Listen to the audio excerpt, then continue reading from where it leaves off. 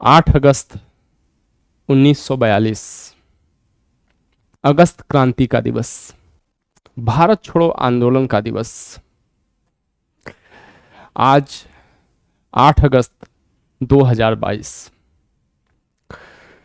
कितना अच्छा होता कि यदि हमारे पास टाइम मशीन होता और उस टाइम मशीन के सहारे हम 8 अगस्त 1942 की घटना के साक्षी रहे ग्वालियर टैंक मैदान पर उपस्थित होते उस दौरान। लेकिन एक विषय के रूप में इतिहास का होना कुछ मामलों में निश्चित तौर पर अगर हम ये कहें कि टाइम मशीन की अनिवार्यता को गौड़ कर देता है तो यह गलत नहीं होगा या यह अतिशयोक्ति भी नहीं होगी। 8 अगस्त 1942 का जो भारत छोड़ो आंदोलन मूवमेंट, यह ग्वालियर टैंक मैदान मुंबई में शाम 6 बजते बजते लाखों लोगों से वह खचाखच भर गया था। हर दिन की सुबह की तरह 8 अगस्त की सुबह भी बिल्कुल साधारण सी थी, लेकिन आने वाले भविष्य की दृष्टि से 8 अगस्त की शाम बहुत ही महत्वपूर्ण होने जा रही थी। 8 अगस्त को ग्वालियर टैंक मैदान में कांग्रेस की बैठक होगी, इसका निश्चय पिछले 14 जुलाई 1942 को वर्धा में कांग्रेस वर्किंग कमेटी की बैठक में किया गया था। उसमें महात्मा गांधी द्वारा वर्धा आश्रम में तैयार किए गए उस प्रस्ताव पर चर्चा की गई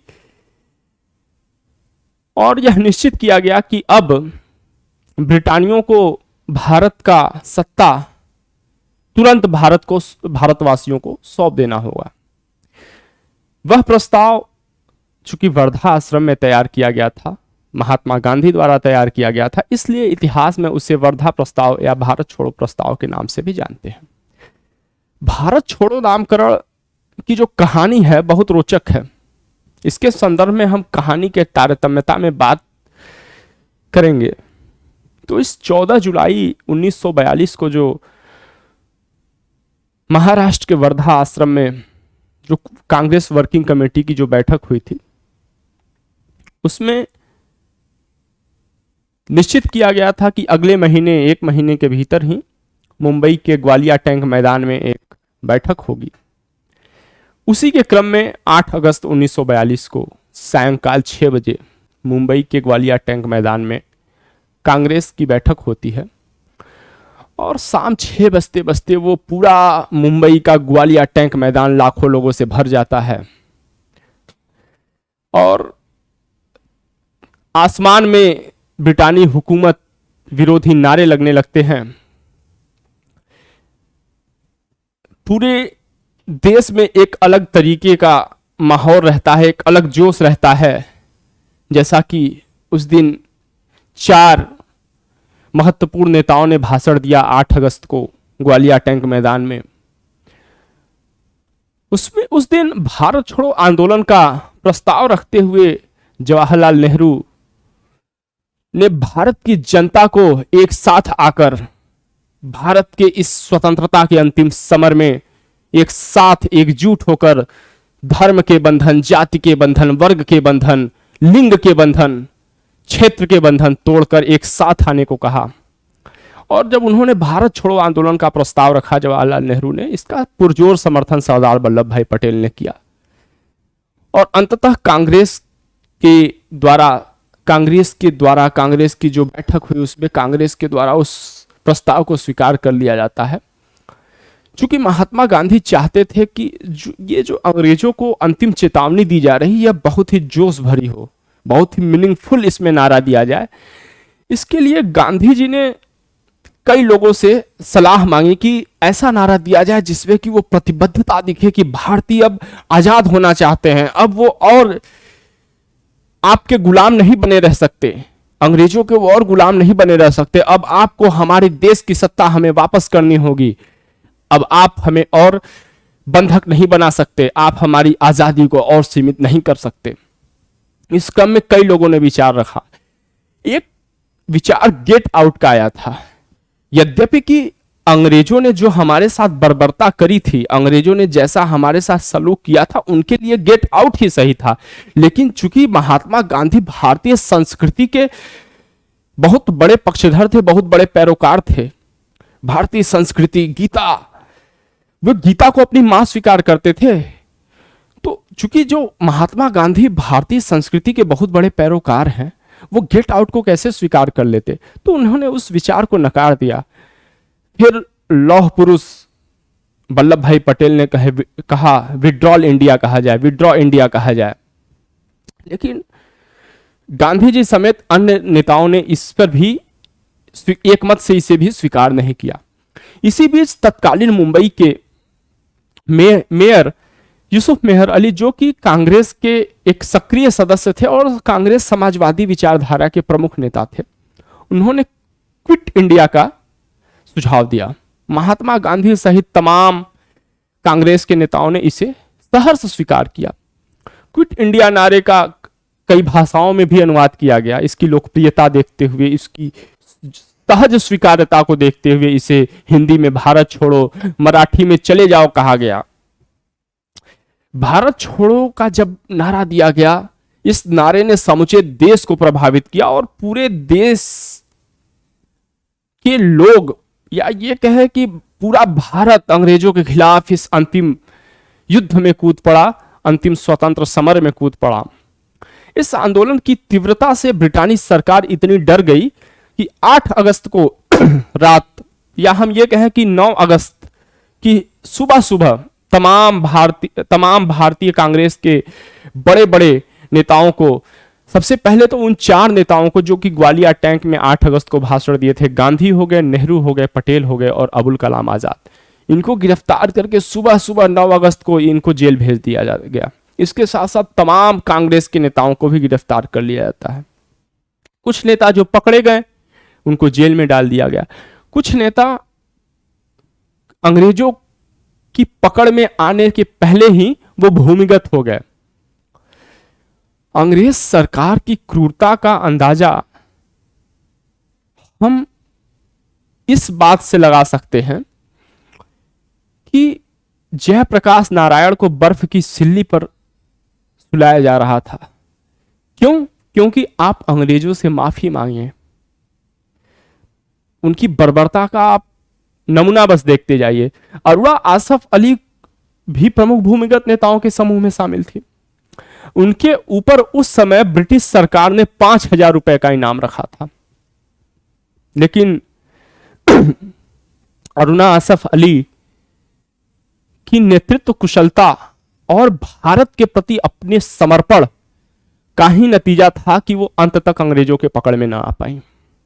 अरुणा आसफ अली की कुशलता और उनकी नेतृत्व क्षमता देखते हुए यूसुफ मेहर अली ने कहा था कि वो रानी लक्ष्मीबाई के बाद आजादी आंदोलन की सबसे बड़ी अगुवा महिला थी। भारत छोड़ो आंदोलन का जब नारा दिया था गांधी ने, तो उस समय जब उनको गिरफ्तार करके पुणे के आगा खां पैलेस में रखा गया, उनके साथ कस्तूरबा गांधी और महादेव देसाई को भी हिरासत में रखा गया था। वहीं कुछ दिन बाद 9 अगस्त को उनको जेल में भेजा गया और 15 अगस्त को महादेव देसाई की मृत्यु हो जाती है वहीं जेल में। कुछ और घटनाएं ऐसी हैं, ज्ञात अज्ञात, नाम अनाम घटनाएं ऐसी हैं। उसी के क्रम में हम आगे बढ़ते हैं। एक किस्सा असम से है। एक 16 साल की लड़की है कनकलता बरुआ।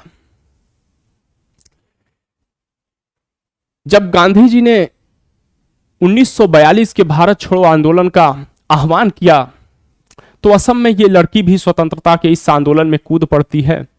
एक थाने के बाहर झंडे को सलामी देने के लिए युवकों को इकट्ठा करती हैं, वहां पे अपनी ओजस्विता पूर्ण भाषण देती हैं। लेकिन झंडा ठहराने के कुछ देर पहले ही पुलिस वहां पे निहत्थों पे गोलियां चला देती है, जिसमें कनकलता की मौत हो जाती है। आपको जानकर आश्चर्य होगा कि आजादी के लिए जान देने वाली महिलाओं में कनकलता का नाम पहली युवा महिला के तौर पर दर्ज है। गांधीवादी विचारधारा की उषा मेहता जी थी, जो कि आंदोलन के दौरान भूमिगत रेडियो स्टेशन चलाती थी। इस रेडियो स्टेशन को कई बार एक जगह से दूसरी जगह ले जाना पड़ता था ताकि यह अंग्रेजों के पकड़ में ना आ पाए। अंग्रेज इन्हें पकड़ना चाहती थी, लेकिन उषा मेहता के एक जानने वाले ने, हम ये कहें कि एक देशद्रोही ने, जो कि उषा मेहता के लोकेशन को जानते थे, उन्होंने उषा मेहता, न केवल उषा मेहता, ये या यूं कहें कि संपूर्ण भारत को उन्होंने धोखा दिया, संपूर्ण भारत की जनता को धोखा दे दिया, या उस भावना को धोखा दे दिया जिस भावना के साथ पूरे भारतवासी एकजुट होकर भारत छोड़ो आंदोलन का स्वतंत्र समर लड़ रहे थे। जब अंग्रेजों को उसने उषा मेहता जी का पता दे दिया, तो उषा मेहता जी को अंग्रेजों ने पकड़ लिया, उनके साथ बर्बरता करी गई। एक और हैरान कर देने वाली घटना, सतारा में जब नाना पाटिल जी द्वारा स्वतंत्र वैकल्पिक सरकार का गठन किया गया था 1942 के दौरान, तो उनकी उस स्वतंत्र वैकल्पिक सरकार में एक महिला सदस्य थी, काशीबाई हनवार। उनको भी अंग्रेजों के गंभीर उत्पीड़न का सामना करना पड़ा। जब मैं ये घटना पढ़ रहा था तो मैं सच बताऊं, मेरे आंखों में आंसू आ गए, शायद आपके भी आ जाए, कि काशीबाई हनवार के साथ इतनी बड़ी बर्बरता की गई कि पहले तो एक महिला के तौर पर उनकी निजता का जो अतिक्रमण किया गया, उसके साथ साथ उनके प्राइवेट पार्ट्स में मिर्ची पाउडर डालते थे अंग्रेज। इस टार्चर, इस अपमान और इस क्रूरता का उन्होंने सामना किया, लेकिन क्या मजाल कि उन्होंने किसी कार्यकर्ता का नाम या पता पुलिस को दिया हो। इस तरह के अनेकों नाम भारत छोड़ो आंदोलन में अपने भारतीय होने के धर्म के चलते, भारतीय होने के धर्म को अदा करते हुए अपना सर्वस्व निछावर कर दिया। यदि हम सरकारी सूत्रों, मतलब कितने लोगों के बारे में हम बताएं, बताना बहुत कम पड़ जाएगा। सरकारी सूत्र, जो कि अंग्रेजों का सरकारी सूत्र है, उसके अनुसार 940 व्यक्ति मारे गए थे, 1630 व्यक्ति पुलिस की गोलियों से हताहत हुए थे, चोटिल हुए थे, लगभग 60,500 व्यक्ति बंदी बनाए गए थे। कुल देश भर में कुल 60 जगहों पर आर्मी की सहायता ली गई थी और लगभग आधा दर्जन जगहों पर बमबारी की गई थी कि इस आंदोलन को दबाया जा सके। तमाम प्रमुख नेता जेल में बंद थे, जो भूमिगत होकर अपना कार्य कर रहे थे।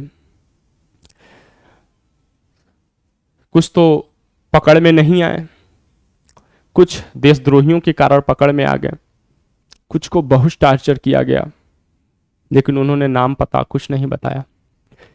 लेकिन जनता ने इस नेतृत्व विहीन स्वातंत्र समर में जिस अघोषित नेतृत्व का परिचय दिया, वह भी काबिल तारीफ है। भले एक आंदोलन के तौर पर, एक तात्कालिक परिणाम के तौर पर भारत छोड़ो आंदोलन अपने उद्देश्यों में सफल नहीं हो पाया, लेकिन इस आंदोलन ने अंग्रेजों के चूल हिला दिए। दुनिया के तमाम देशों का ध्यान भारत की ओर गया। तमाम देशों ने भारत की इस जीवटता, स्वतंत्र होने की इच्छा शक्ति को देखते हुए अंग्रेजों पर भारत को स्वतंत्र करने का दबाव बनाना शुरू किया। इस आंदोलन की उपयोगिता इससे भी है कि इस आंदोलन के बाद कोई बड़ा आंदोलन, देश के आजाद होने तक कोई बड़ा आंदोलन नहीं हुआ। तो इस आंदोलन से देश की आजादी की जो आस थी वह और अधिक तीव्रता, आस की तीव्रता और अधिक बढ़ गई। इस आंदोलन के बाद पूरे भारत में एक जनमत तैयार हो गया कि अब अंग्रेज हमें बहुत दिन तक गुलाम नहीं रख सकते। हालांकि यह आंदोलन इतिहास की पुस्तकों में तात्कालिक रूप से भले ही असफल रहा, लेकिन वास्तविक तौर पर जो परिणाम सामने आए, जो 1942 के बाद 5 वर्षों तक एक बड़ा आंदोलन न होना, कोई सुसंगठित आंदोलन न होना और 1947 में देश का आजाद हो जाना, इस क्रम में कई ब्रिटिश कमीशन का भारत आना, भारतीय नेताओं से बात करना, एक म्यूचुअल अंडरस्टैंडिंग पर पहुंचना, एक साझी सहमति तक पहुंचना, यह इस आंदोलन की सफलता है।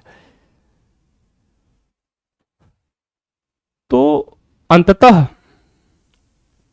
भारत छोड़ो आंदोलन की इस 80वीं वर्षगांठ पर भारत के उन तमाम ज्ञात और अज्ञात स्वतंत्रता सेनानियों को उनके हम जैसे वंशजों, उनके बाद की आने वाली पीढ़ियों, उनके आज के वंशजों, उनके आगे आने वाली पीढ़ियों के रूप में कृतज्ञतापूर्ण नमन अर्पित करते हुए हम उनके सपनों के भारत के निर्माण में अपने हिस्से का वाजिब सहयोग दे सके, यही उनके प्रति हमारी असल श्रद्धांजलि होगी।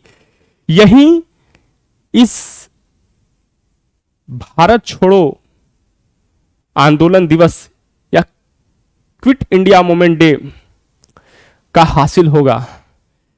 तो इन्हीं शब्दों के साथ जय हिंद, जय भारत।